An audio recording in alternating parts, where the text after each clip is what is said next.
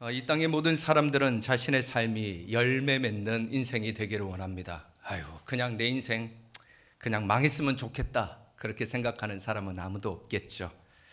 이 땅의 모든 사람들은 물질의 열매, 자식의 열매, 직장, 건강, 관계에서 좋은 열매를 맺어야 하지요. 그런데 성도는 그뿐 아니라 섬김과 입술, 전도, 찬송, 사랑의 열매 또한 맺어야 합니다. 그러면 어떻게 해야 우리 인생 가운데 영혼육에 참다운 열매를 맺을 수가 있을까요? 주님은 말씀하셨습니다. 내 말이 너희 안에 거하고 너희가 내 안에 거하면 열매를 맺으리라. 결국 우리의 인생과 신앙의 열매는 말씀의 근원 되신 예수 그리스도를 우리 마음에 어떻게 받느냐에 따라서 결정된다는 것입니다. 여러분, 그렇습니다. 오늘 본문이 하나님의 말씀이 우리 마음에 어떻게 심겨지느냐에 관한 내용이에요. 사랑하는 성도 여러분, 오늘 말씀을 통해서 여러분의 마음의 밭이 기경되고 갈아엎어져서 하나님의 말씀이 여러분 심령 가운데 심겨질 뿐만 아니라 이 추수의 계절에 풍성한 열매 맺길 주님의 이름으로 축원합니다. 마태복음에서 예수님은 제자들에게 천국 복음을 가르치셨죠. 그리고 제자들과 함께 그 복음을 세상에 전파하셨습니다. 그래서 예수님이 가는 곳마다 병자가 치유되고 귀신은 떠나가고 기적이 임했어요. 그리고 가난한 자와 죄인들이 하나님의 말씀으로 위로를 받게 되죠. 그렇게 주님은 이 땅에서 하나님 나라를 세워가셨습니다. 분명 예수님의 사역은 구약 때부터 예언되었던 하나님의 말씀의 성취였고 하나님 나라의 회복이었어요. 그런데 우리가 지금껏 살펴보았듯이 종교인들, 이 바리새인들은 예수님을 거부합니다. 하나님 나라를 의도적으로 악의적으로 비난하고 모독했어요. 그들은 예수님의 능력을 알아봤음에도 불구하고 바알세불을 의지하는 귀신의 힘이라고 폄하했고 율법과 장로들의 전통에 어긋난다고 예수님을 공격했어요. 그들은 진리를 들어도 듣지 못하는 자들이었고 진리를 보아도 보지 못하는 영적으로 기먹고 소경된 자들, 그들이 바로 바리새인들이었습니다. 결국 예수님은 복음을 의도적으로 공격하는 이 종교인들을 저주하시면서 용서받지 못한다고 하셨습니다. 그때부터 예수님은 천국을 비유로 설명하셨는데 제자들에게는 이 비유를 밝히 깨닫게 하셨지만 바리새인들에게는 그 비밀을 감추셨어요. 그래서 우리가 살펴볼 이 마태복음 13장에는 여러 가지 비유가 등장하는데 이 비유들은 하나같이 비밀 속에 감춰진 천국을 설명하고 있다는 것입니다. 사랑하는 성도 여러분, 오늘 비유의 말씀이 풀어질 때 비밀 속에 감춰진 천국을 깨닫는 은혜가 저와 여러분들에게는 충만히 임하기를 소원합니다. 자, 이제 마태복음 13장의 첫 번째 등장하는 비유는 씨 뿌리는 자의 비유예요. 이 비유의 전체적인 그림은 농부가 밭에서 씨앗을 뿌리는데 4개 각기 다른 밭에 씨앗이 떨어진다는 겁니다. 길가밭, 돌짝밭, 가시떨기밭, 옥토밭에 떨어진다는 거예요.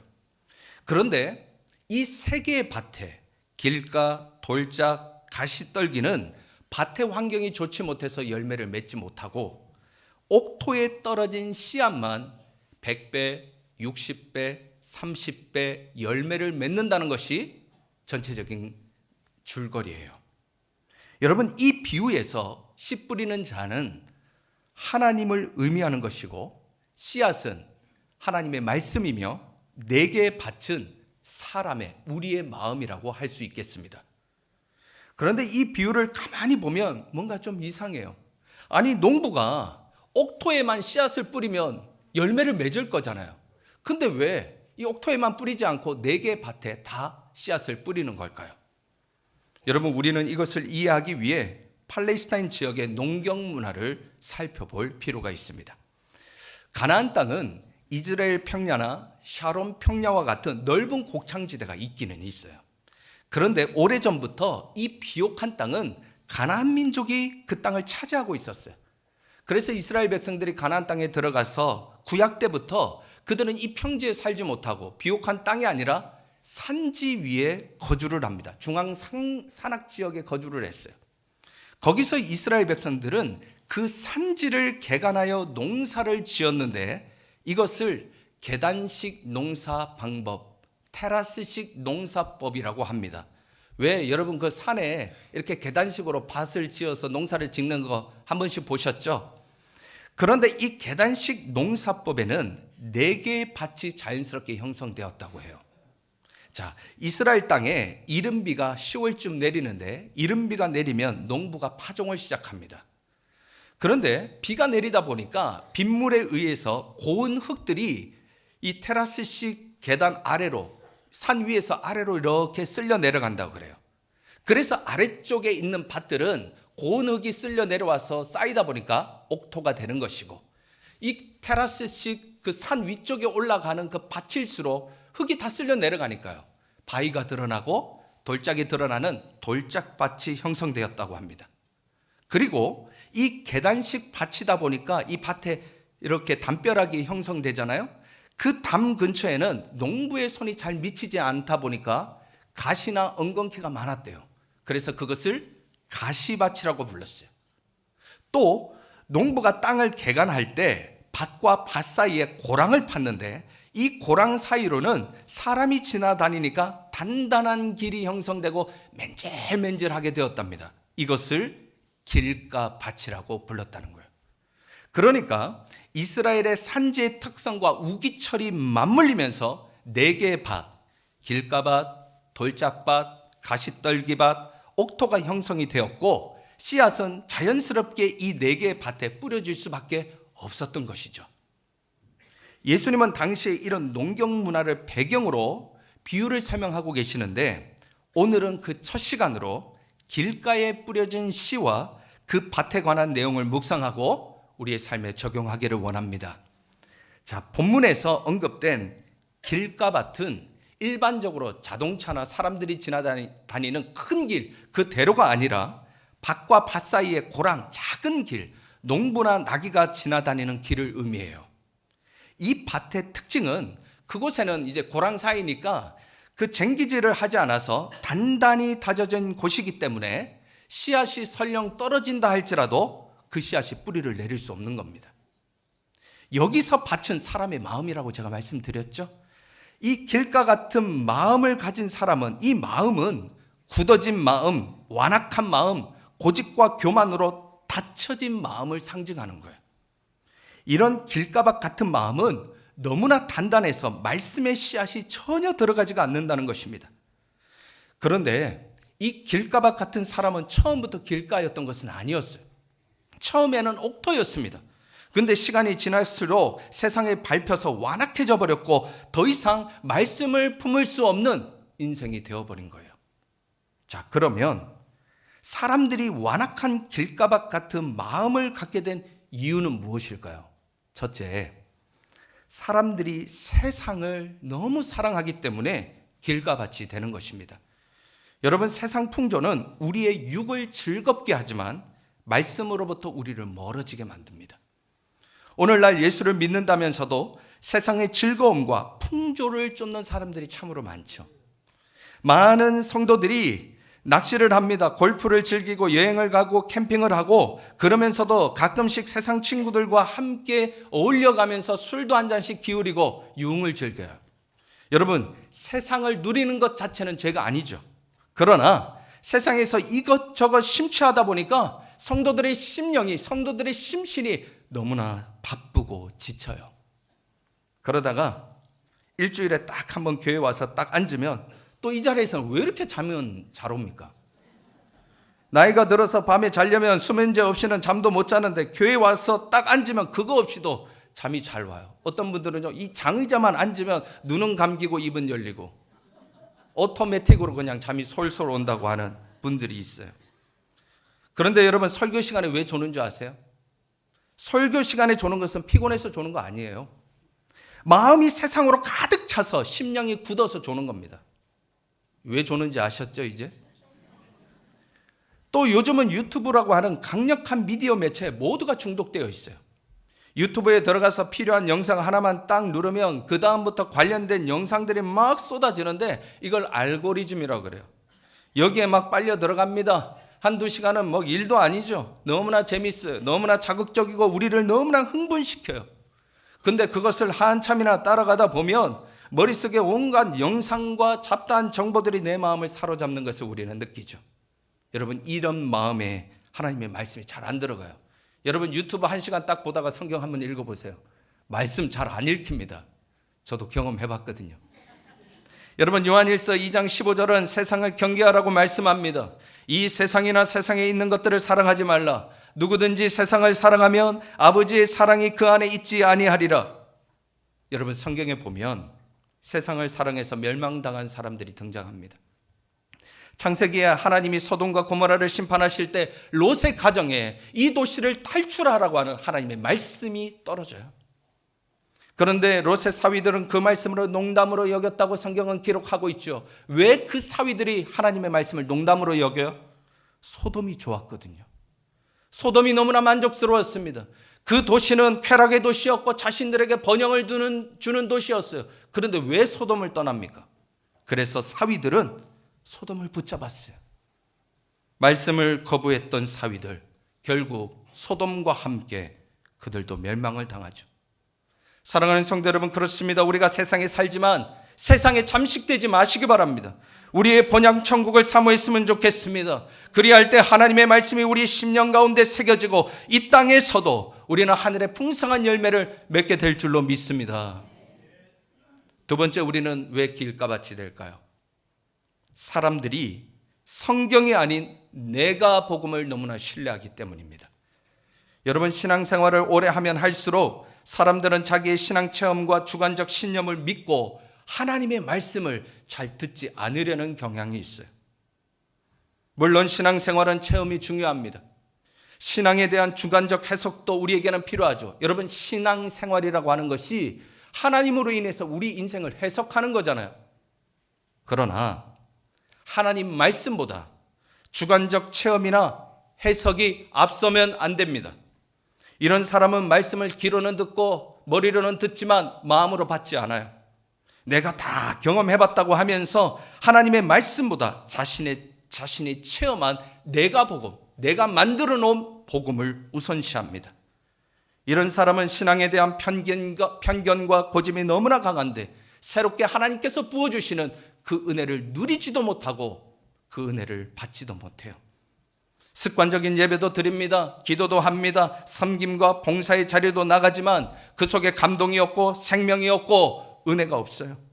경건의 모양은 있는데 경건의 능력을 잃어버린 사람들, 길가밭 사람들이에요.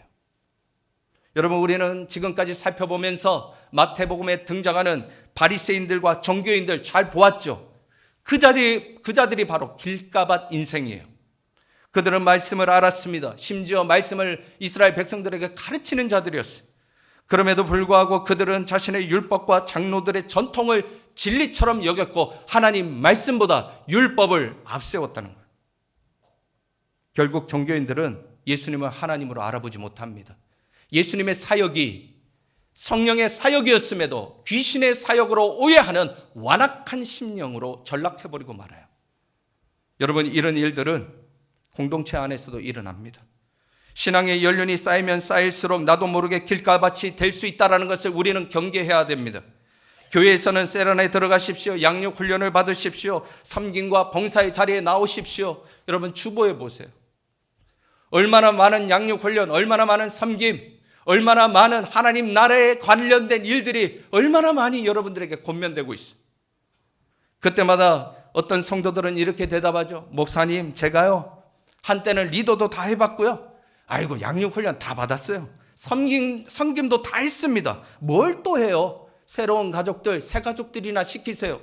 여러분, 그렇게 말하는 순간 내가 길가밭 되는 거예요. 여러분, 신앙의 경험과 지식이 은혜를 만들지 못해요. 말씀에 대한 날마다 새로운 순종이 새로운 은혜를 만들어가는 줄로 믿습니다. 내가 많은 것을 경험하고 지식이 있다 할지라도 사랑하는 성도 여러분, 말씀 앞에 내가 복음, 내가 만들어 놓은 기준들 내려놓고 순종의 사람이 되십시오.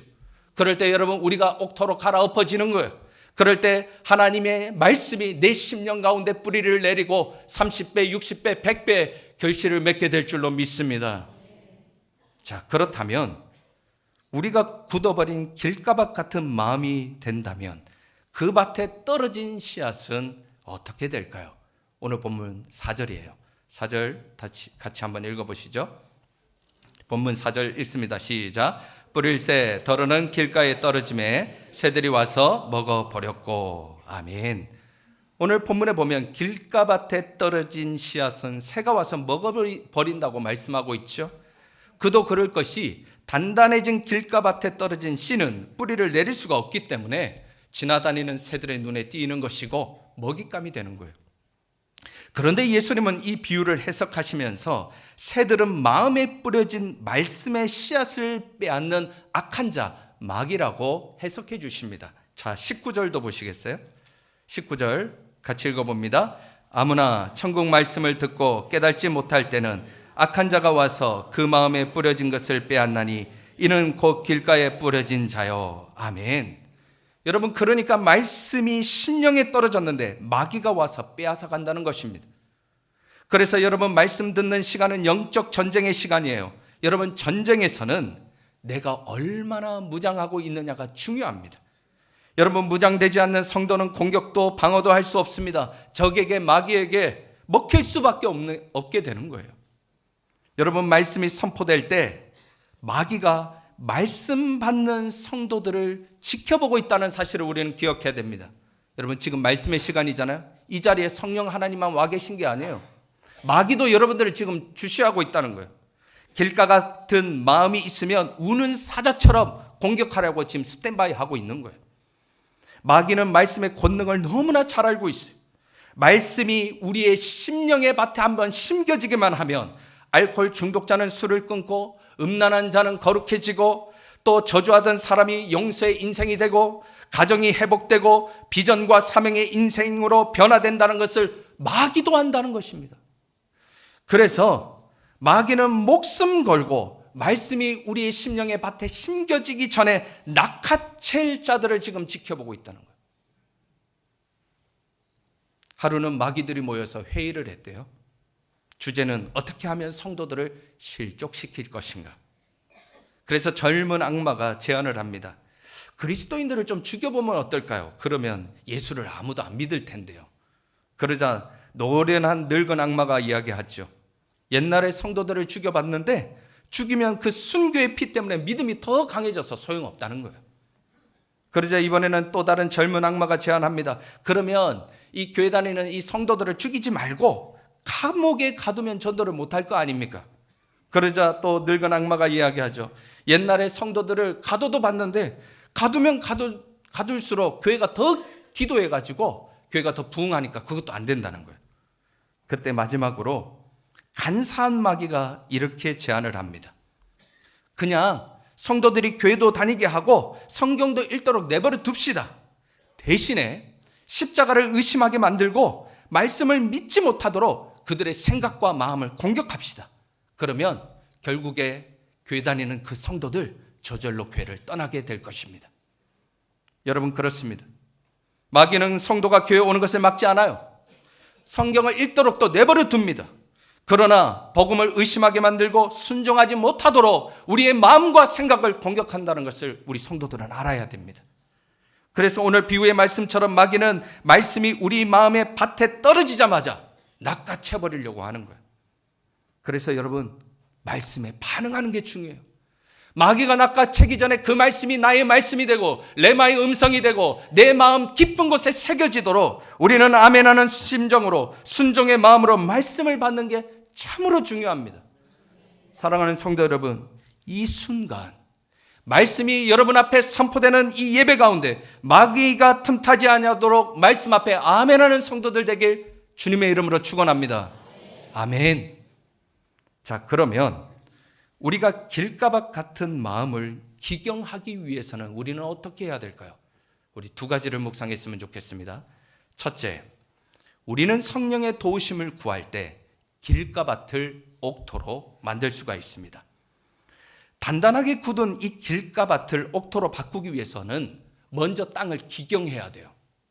옥토는 그냥 생기는 것이 아닙니다. 여러분, 처음에 누군가가 나쁜 땅을 기경했기 때문에 좋은 땅이 된 것이죠. 영적으로도 마찬가지예요. 우리 마음의 밭을 갈아엎어야 됩니다. 세상 살면서 죄의 잔재들로 굳어버린 내 마음을 갈아엎지 아니하면 절대로 말씀이 내 심령 가운데 새겨질 수 없는 거예요. 호세아 10장 12절에서 너희 묵은 땅을 기경하라. 지금이 곧 여호와를 찾을 때니 마침내 여호와께서 오사 공의를 비처럼 너희에게 내리시리라 말씀하고 계세요. 심령의 묵은 땅을 기경할 때 하나님은 우리에게 은혜의 단비를 내려주시고 그 비를 통해서 우리의 밭을 다 갈아엎으신다 말씀하고 있죠. 여러분, 그런데 문제는 밭은 절대로 스스로 자기를 기경할 수 없다는 거예요. 여러분, 밭이 스스로 자기가 땅을 기경하는 거 보셨어요? 그건 공포 영화죠. 여러분, 한번 세상에 오염된 길가밭은 그 심령은 절대로 스스로 새로워질 수 없어요. 우리의 묵은 심령을 기경하고 새롭게 하는 것은 오직 농부 되신 성령 하나님밖에 없는 거예요. 농부가 기경해야 우리의 밭은 갈아엎어지는 것입니다. 그래서 길가밭된 심령은 성령 하나님께 자신을 내어드리고 회개하면서 하나님 나를 변화시켜 주시기를 간절히 소망한다고 우리는 기도해야 되는 것입니다. 그때 성령님께서 우리에게 일하시는 거예요. 에스겔 36장은 성령의 일하심을 이렇게 설명하시죠. 또 새 영을 너희 속에 두고 새 마음을 너희에게 주되 너희 육신에서 굳은 마음을 제거하고 부드러운 마음을 줄 것이며 또 내 영을 너희 속에 두어 너희로 내 율례를 행하게 하리니 너희가 내 규례를 지켜 행할지라. 성령 하나님이 일하시면 굳은 마음이 부드러운 마음이 되는 것입니다. 성령 하나님이 일하시면 완악한 심령이 말씀을 따라 사는 순종의 인생이 되는 거예요. 여러분, 갈릴리 촌 사람들은 성령을 체험했을 때 그들은 세상을 바꾸는 능력의 하나님의 거룩한 제자로 부름받았어요. 마른 뼈였던 이스라엘 백성들이 성령을 덧입었을 때 그들은 하나님의 군대처럼 일어나 세상과 맞서 승리하는 자가 되었습니다. 범죄했던 다윗이 성령을 체험했을 때 다시 한번 그는 이스라엘의 통치자로 쓰임받는 하나님의 종이 돼요. 여러분, 비록 이 자리에 딱딱한 심령으로 나왔다 할지라도 여러분, 지금부터 다시 성령의 은혜를 구하시기 바랍니다. 그럴 때 우리 심령은 옥토가 되고 제자처럼 다윗처럼 우리는 하나님의 군대가 되어서 세상을 이겨나가는 능력의 종들이 될 줄로 믿습니다. 두 번째, 우리는 어떻게 옥토가 될 것인가? 우리는 마음에 뿌려진 말씀의 씨앗을 빼앗아가는 마귀를 쫓을 때 우리는 옥토가 되고 열매 맺는 인생이 됩니다. 오늘 본문에서 마귀는 성도들에게 뿌려진 말씀의 씨앗을 빼앗아가는 존재, 새로 묘사되고 있잖아요. 마귀의 목적은 사람에게 고통을 주고 고난과 위기와 아픔을 주는 게 아니에요. 그건 마귀의 수단일 뿐입니다. 마귀의 원래 목적은 하나님에게서 성도를 멀어지게 하는 것, 말씀에게서 성도를 떨어뜨려 놓는 게 그게 마귀의 원래 목적이에요. 그래서 말씀과 멀어질 수만 있다면 마귀는 유혹이라는 이름으로 우리에게 뭔가를 뺏어가는 것이 아니라 뭐든지 줄 수도 있어요. 마귀는 우리에게 돈도 줍니다. 건강도 줄 수 있습니다. 명예와 쾌락을 주는 거예요. 그러나 그 유혹은 가시를 품은 장미와 같고 굶주린 맹수의 이빨과 같아서 성도들을 넘어지게 만들고 성도들을 완악하게 만들죠. 여러분, 성도는 마귀의 공격을 피할 수는 없지만 영적으로 무장하여 마귀와 싸워 승리할 수 있어야 돼요. 여러분, 마귀를 쫓는 방법은 예수의 이름으로 선포하며 기도하는 것입니다. 우리는 지난 마태복음 8장에서 가다라 지방에 귀신 들린 자를 자유케 하시는 예수님의 사역을 보았잖아요. 예수님이 그 광인 속에 있는 더러운 귀신에게 이 사람에게서 떠나가라 명령하셨어요. 이 명령이 떨어지자마자 예수의 권세 앞에 이 마귀와 귀신은 즉시 그 사람에게서 나오고 떠나갑니다. 여러분, 그런데 누가복음 10장 17절에 보았더니 주님은 그 예수 이름의 권세와 능력을 본인만 소유하신 것이 아니라 사랑하는 제자들에게도 똑같이 그 능력을 주셨다고 말씀하고 계세요. 70인이 기뻐하며 돌아와 이르되 주여, 주의 이름이면 귀신들도 우리에게 항복하더이다. 여러분, 성경에는 예수의 이름으로 세상을 이긴 사람들이 나와요. 다윗은 만군의 여호와 예수의 능력으로 골리앗을 쓰러뜨리고 이스라엘을 구원합니다. 베드로와 요한은 나사렛 예수의 이름으로 성전 미문에 앉았던 안진뱅이를 일으키죠. 내게 은과 금은 없거니와 내게 있는 것을 내게 주노니 나사렛 예수의 이름으로 일어나 걸어가라 명령합니다. 그러자 그 예수의 권능 앞에 안진뱅이 사람이 번떡 일어나 하나님께 찬양과 영광을 돌려요. 여러분, 그렇습니다. 우리가 예수의 이름으로 명령하면 귀신은 떠나가게 될 줄로 믿습니다. 그럴 때 우리 안에 말씀이 뿌리 내리는 거예요. 내 인생의 영혼육의 열매가 그제서야 맺어지는 것입니다. 사랑하는 성도 여러분, 이번 한 주간 여러분의 심령이 낙담되고 말씀과 교회 공동체와 자꾸 복음과 멀어지려고 하는 마음이 들거든 여러분, 마귀의 공격인 걸 인지하셔야 돼요. 그럴 때 여러분, 예수의 이름으로 마귀를 쫓아내시기 바랍니다. 그러면 섬김의 열매, 찬송의 열매, 감사와 희락과 복음의 열매가 저와 여러분의 심령 가운데 충만히 맺어지게 될 줄로 믿습니다. 한 남자아이가 초등학교 때 부모가 이혼하고 아버지는 음독 자살을 합니다. 아버지가 죽는 것을 직접 지켜봤어요. 충격과 함께 아버지가 자신을 버렸다는 배신감에 큰 절망감에 빠지죠. 커가면서 자기만큼은 이 다음에 가정을 꾸리면 자식들에게 그런 고통을 물려주지 않겠다고 다짐을 합니다. 그런데 정작 그가 이제 장성해서 가정을 이루고 본의 아니게 그도 부모처럼 이혼을 해요. 그리고 그가 어릴 때 부모에게 받았던 것처럼 자신이 낳은 남매에게도 똑같은 고통을 물려줍니다. 또 어려서 자랄 때 어머니만 4명이었던 한 자매가 있었어요. 생모도 자기를 버렸고 그 뒤에 들어온 3명의 새엄마들도 자기를 사랑해 주지 않았습니다. 4명의 엄마에게 버림받았고 학대와 천대를 받으며 자랐던 28살의 어린 아가씨가 조금 전 앞에서 말했던 상처 많은 남자에게 초혼으로 결혼을 합니다. 아가씨는 초혼, 남자는 재혼이에요. 여러분, 결과가 어떻게 됐을까요? 시집간 지 5개월 만에 남편의 전처가 데려갔던 남매를 못 키우겠다고 자신에게 보냈어요. 그래서 자신이 낳지도 않았던 남매를 28살짜리 어린 아가씨가 남편과 함께 돌보게 됐어요. 이왕 이렇게 된 김에 자신만큼은 어릴 적 새엄마들처럼 하지 않겠다 결심하며 정말 2 남매를 전심으로 사랑했어요. 하지만 중학교 1학년짜리 아들은 생모와 헤어진 아픔을 이기지 못해 게임 중독에 빠졌고, 초등학생이었던 어린 딸은 새엄마와 대화를 단절해버리고 자기 방에서 나오지 않았어요. 내색하지 않고 이런 아이들을 사랑해보려고 하면 할수록 28의 아가씨는 속이 썩어 들어갑니다. 견디다 못해 아이들을 재우고 숨겨놓았던 술을 마시기 시작했는데 어느새 알코올 중독자가 됐어요. 그 일이 몇 년 지속되다 보니 나중에는 낮에도 술 없이는 정신을 차릴 수가 없는 지경에까지 이르게 되죠. 그런 아내를 바라보던 남편이 가슴이 너무나 답답해서 이렇게 아내에게 묻습니다. 여보, 어떻게 하면 술을 안 마실 수 있을까? 내가 시키는 건 뭐든지 다 할게. 그때 어린 아내는 문득 어렸을 때 할머니하고 교회에 나갔던 기억이 났어요. 혹시 교회 나가면 알코올 중독이 좀 좋아질지도 모른다는 생각에 그럼 나랑 교회에 나가줄 수 있어? 그렇게 남편에게 부탁을 합니다. 그래서 남편이 딱 10번만 교회 나가주기로 약속을 했대요. 왜냐하면 이 남편은 평소에 교회 다니는 사람들은 의지가 약한 사람들이라 생각했고, 아무리 인생이 힘들어도 자기 노력으로 개척해야 된다고 생각하는 완고한 사람이었기 때문이에요. 그런데 그렇게 완고한 남편이 교회 나간 지 5주 만에 성경 말씀이 믿어지기 시작한 거예요.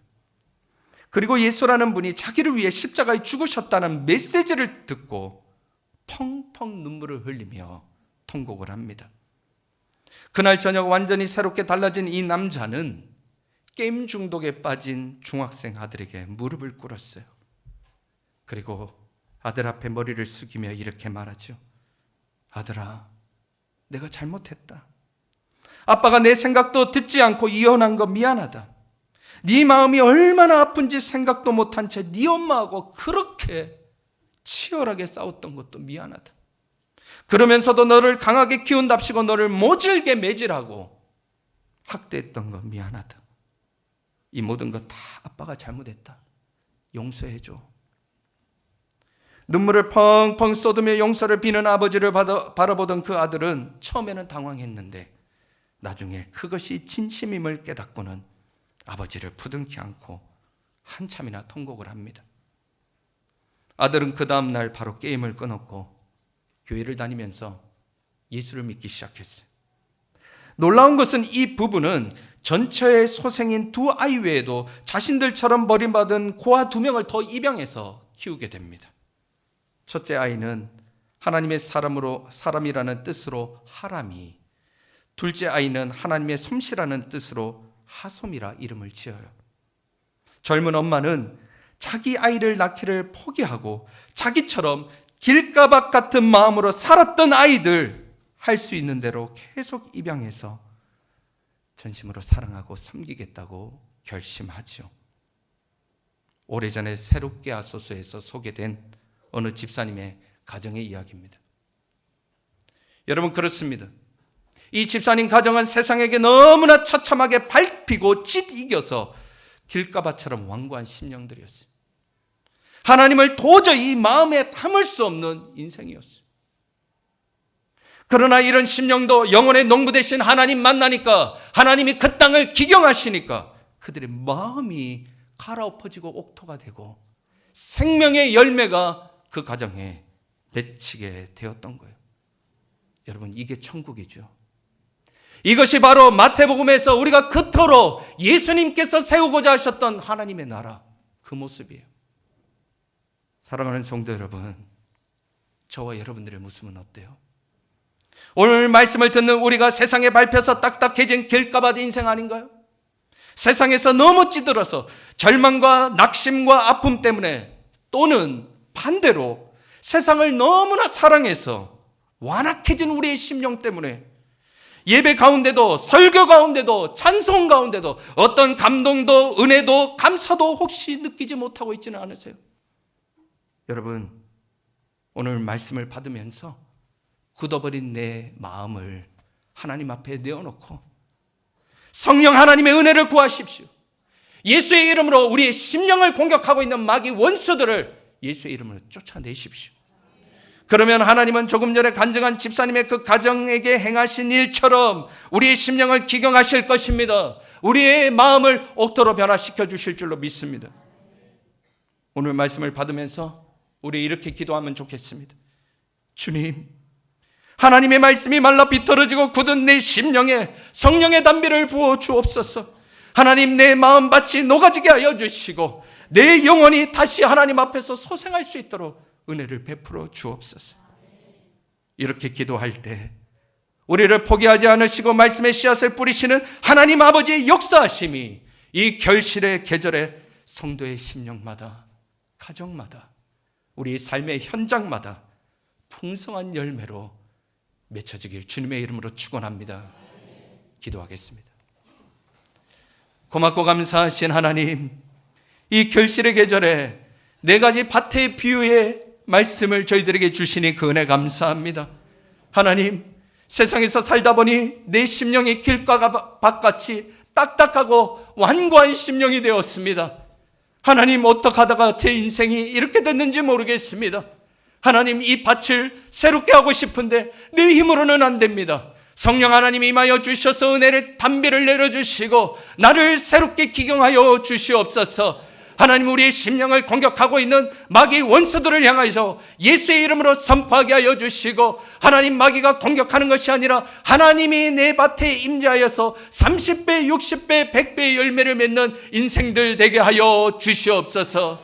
이 모든 말씀 예수님의 이름으로 기도드렸습니다. 아멘.